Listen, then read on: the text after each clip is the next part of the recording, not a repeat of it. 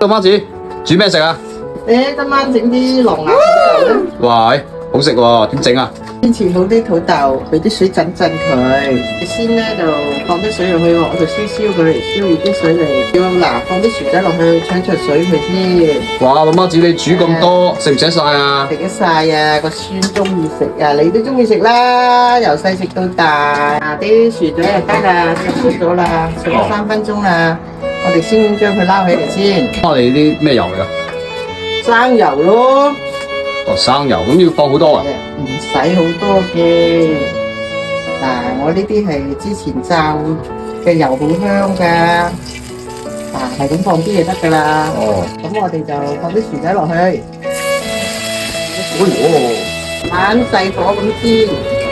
一定要煎黃先好食噶。煎嘅時候咧，要放啲鹽去，咁啊先入味嘅。你咁煮熱唔熱氣噶？唔熱氣噶，輕咁煎黃佢嘅啫。哦。到咁上下咧，放少少辣椒粉去。哇，咁啊好辣。唔會，呢個辣椒粉唔辣嘅，少少你冇啲辣味咧，佢又唔好食嘅喎，惹味嘅喎。係咪叫廣東辣啊？呢種叫？唔係啊，我要攞啲孜然粉落去。呢個咩嚟㗎？靈魂。孜然粉係啊，靈魂啊，呢個有呢個先就帶出佢嘅香味嘅。好咗嘅，嗱，灑少少葱花上去，嗱，點綴下，顏色又好睇啦，又香啦，好啦。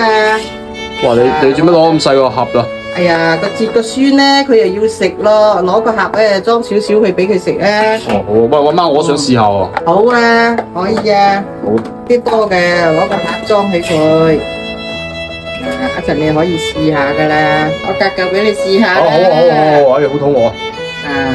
試下啦。